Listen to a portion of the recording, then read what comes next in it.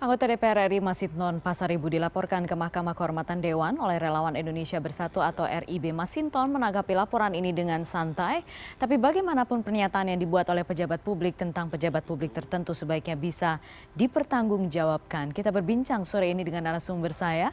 Sudah bergabung secara virtual Bang Masinton Pasaribu, anggota DPR RI fraksi PDI Perjuangan. Bang Masinton, selamat sore. Ya, selamat sore Mbak. Selamat sore Bang, terima kasih sudah bergabung. Dan juga ada Pak Ujang Komarudin, pengamat politik Universitas Al-Azhar Indonesia. Pak Ujang, selamat sore. Selamat sore Mbak Putri, selamat sore Bang Masinton. Terima kasih sudah hadir sore hari ini bergabung Bapak-Bapak sekalian. Bang Masinton, tadi sebelum dengan Abang di sini, saya sudah sempat berbincang dengan pelapor Anda. Jadi yang dipermasalahkan adalah sebutan Brutus itu Bang. Anda sudah mendapat informasinya dari MKD, pemberitahuan soal surat yang disampaikan Bang? DPR RI kan sedang reses ya? reses, kegiatan reses. Jadi tugas DPR itu ada di luar kantor DPR seperti itu. Dan bagi saya itu mah laporan ya lawak-lawak lah. Saya nggak pernah nanggapin itu. Tidak ingin Anda menanggapi gitu ya Bang ya? Ya enggak lah, ya gila aja gitu loh. Ditanggapi yang begitu. Kecuali ya yang melaporkan itu adalah yang bersangkutan. Itu baru memiliki legal standing. Ya. Dan mohon maaf, saya juga sudah konsultasi, diskusi bersama teman-teman anggota DPR ya. Secara kelembagaan DPR itu memiliki kewenangan konstitusional, termasuk dalam menyuarakan aspirasi rakyat. Nah, maka ya saya berpandangan dan mungkin nanti ya supaya ini dalam konteks kelembagaan, agar tidak semua nanti kerja-kerja anggota DPR itu terganggu oleh ulah lawak-lawak orang yang nggak punya keterkaitan ya, yang tidak dirugikan dengan pernyataan tersebut, kemudian dengan seenaknya melapor hanya karena untuk diskreditkan kota atau memang disuruh orang lain ya, diojo-ojo yang lain untuk memojokkan anggota yang bersuara kritis. Nah, maka ya itu laporan, yang namanya laporan itu memiliki konsekuensi. Itu ya, nanti saya menunggu putusan dari MKD agar ini juga menjadi pembelajaran. Saya nggak suka ngelaporin orang, tapi juga ini buat pembelajaran ya terhadap orang-orang yang ingin mengganggu kerja-kerja anggota DPR. Ya, maka nanti saya akan menunggu putusan dari MKD yang menurut saya itu pasti tidak lanjut. Saya akan lapor balik. Laporkan ke polisi itu pencemaran agar ini menjadi ya, pembelajaran buat juga publik ya, agar tidak mudah kemudian mendiskreditkan anggota dewan yang bersuara berbeda seperti itu. Oke, Bang Masinton, tapi sekarang menarik, Anda tadi mengatakan sudah membahas soal tugas-tugas kelembagaan. Tapi menarik kalau misalnya Anda sampai mengeluarkan pernyataan yang cukup tajam sudah menyebut nama, kenapa tidak kemudian menggunakan level kekuasaan Anda di kelembagaan, katakanlah untuk memanggil yang bersangkutan gitu, langsung menanyakan. Karena kan bagaimanapun katakanlah ide-ide soal perpanjangan pemerintahan sampai 3 periode itu kan sudah melawan konstitusi itu sendiri. Ya, itu kan tugas DPR itu ada yang disampaikan dalam rapat-rapat, ya, ada yang juga ya disampaikan di luar rapat.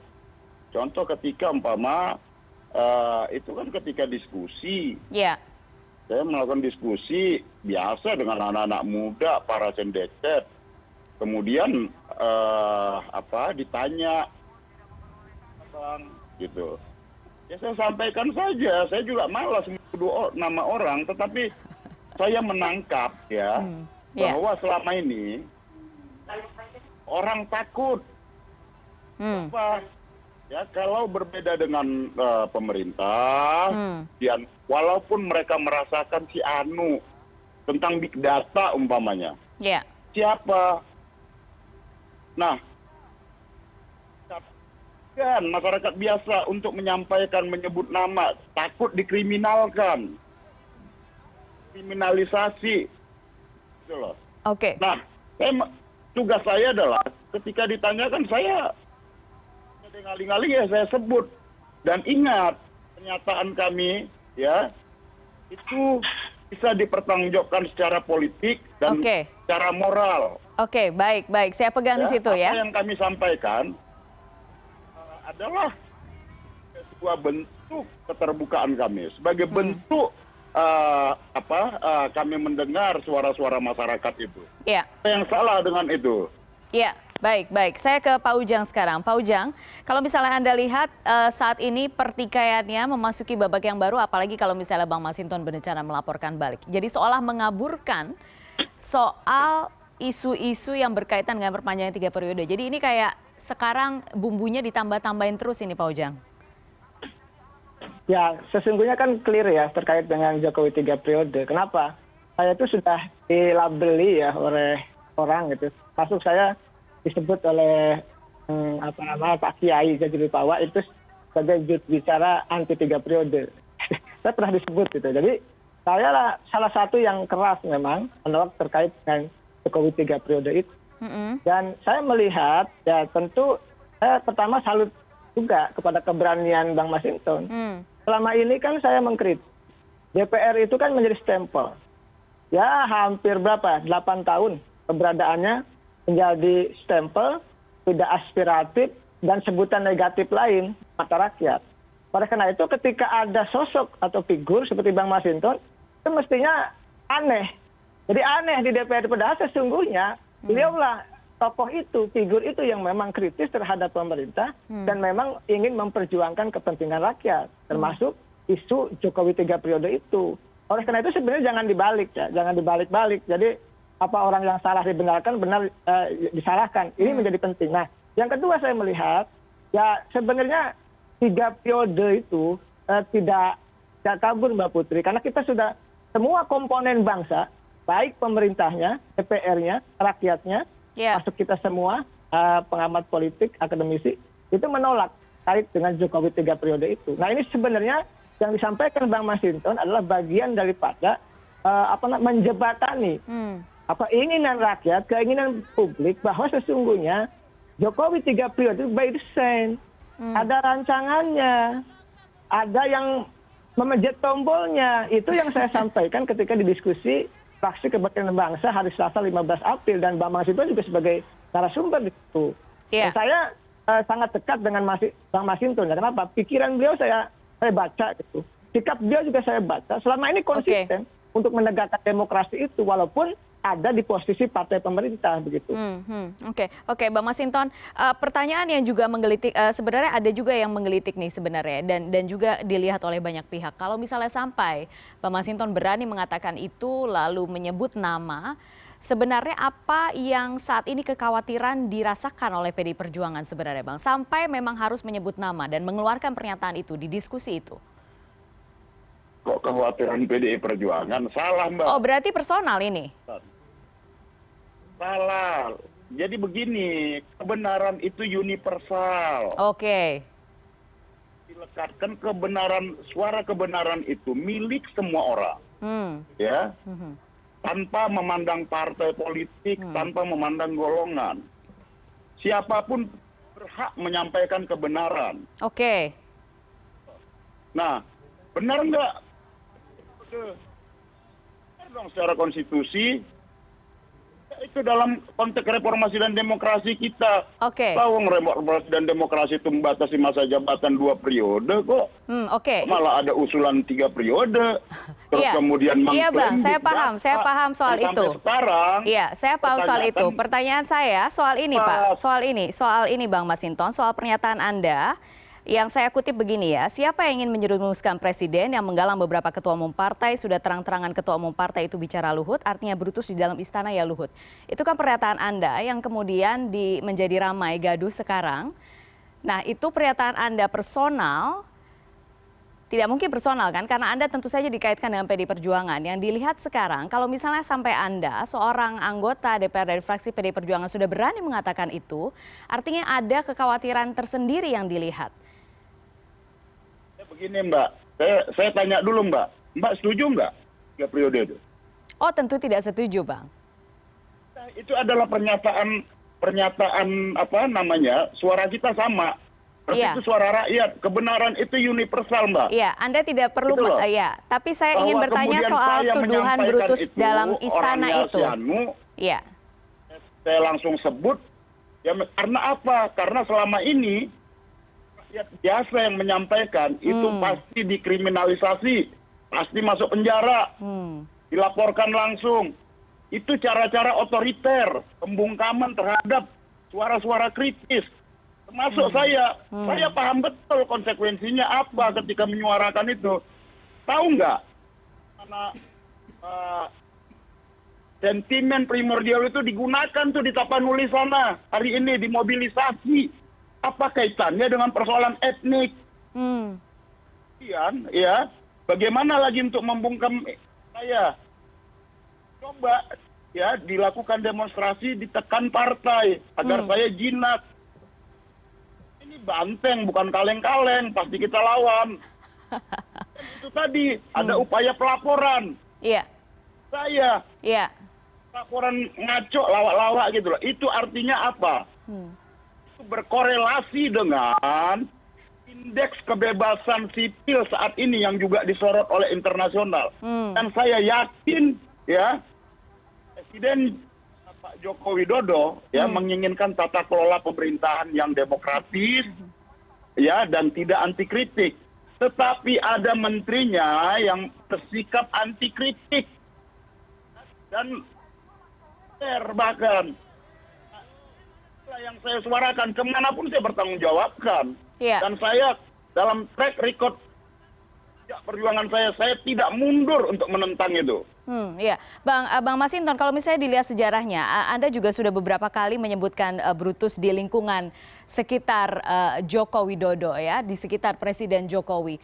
Jadi ada kekhawatiran khusus sekarang Anda kembali menyebut kata itu ke lingkaran sekitar Presiden Jokowi? Iyalah, bacalah makanya kisah Brutus itu. Brutus itu bukan nama makanan. Iya bukan Bang, nama saya sudah baca. binatang. Oh iya, sudah. Saya sudah baca. Bagaimana kekuasaan itu ya, bagaimana penguasa itu ditikam oleh lingkaran terdekatnya. Nah, baik secara sadar maupun tidak sadar. Jelas-jelas kok Presiden menolak 3 periode berkali-kali. Iya. Jelas itu mencari muka dan menjorokkan saya. Kata menjorokkan itu apa tuh? Kemudian ketika Presiden berkali-kali sudah menyampaikan menolak 3 periode, taat konstitusi ya dan patuh pada konstitusi, dan bahkan Presiden sebagai kepala pemerintahan dan kepala negara sudah mengagendakan bersama-sama dengan DPR untuk melaksanakan agenda pemilu. Iya. Dan tanggal 14 Februari 2024. Iya. Tetapi ada oknum dalam elemen pemerintahan itu yang mencoba supaya menabrak konstitusi.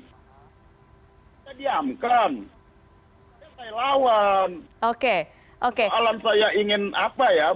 Gak ada urusan popularitas sensasi, nggak ada bagi saya. Iya. Bagi saya ini persoalan prinsip. Kalau saya mau ditembakkan, ditodongkan pistol pun saya pasti akan bersikap melawan itu, menentang itu. Udahlah, jangan nggak usah ditakut-takutin.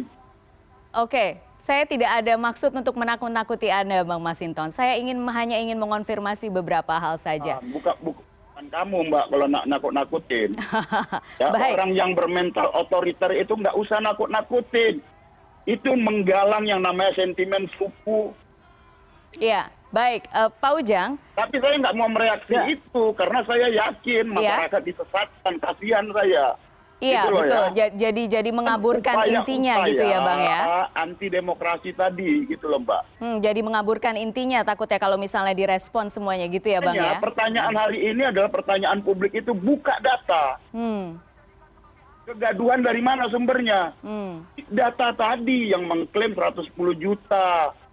Nah kalau itu tidak, ya kan pejabat negara dibiayai oleh uang rakyat. Iya, iya. Data itu kan yang disampaikan oleh menteri siapapun itu Iya. dibuka dong agar rakyat percaya dengan omongan pemerintah. Kalau nggak dibuka, rakyat berhak bahwa itu bohong. Nah, masa ngelola pemerintah jadi bohong sih? Iya, baik, baik. Pak Ujang, kalau misalnya Anda melihat Pak Ujang, kalau Anda melihat ini akan bergulir sejauh mana? Karena bagaimanapun kalau tadi saya mengutip Mbak Puan sudah mengatakan sudah stop soal polemik itu karena bagaimanapun sekarang KPU juga sudah fokus untuk tetap pemilu di 14 Februari 2024 gitu. Ya kalau kita objektif ya kan tadi kalau mengikuti pernyataannya Bang Masinton dan Wakil Ketua MKD, sesungguhnya kan bukan pihak terkait yang melaporkan itu. Kan maksudnya pihak terkait, jadi ya ada kelemahan di situ dari pihak pelapor. Oleh karena itu saya melihat ya Bang Masinton ya tetap kalau menurut saya tadi ya selain beliau akan aman dalam konteks kejahatan hukum ya etik di FKD, tapi aman juga dalam tadi ya serangan-serangan musuh yang menimpa beliau. Nah saya melihat Mbak Puan juga saya rasa berkata yang bijak ya bahwa saya meyakini bahwa secara kalau saya sih membacanya eksplisit itu tentu ingin menjaga Bang Masinton sebagai anggota DPR, bukan hanya sebagai anggota kader PDIP, tapi menjaga roh DPR RI-nya.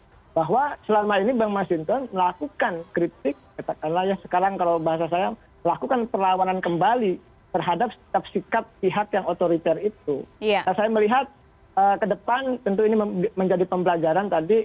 Saya juga sebenarnya Bang Masinton ya. Dalam 5 tahun terakhir saya sangat kritis ya terhadap pemerintah. Kemarin ketika demo 11 April nama saya dimasukkan katanya, sebagai mentor. Padahal saya tidak tahu menahu.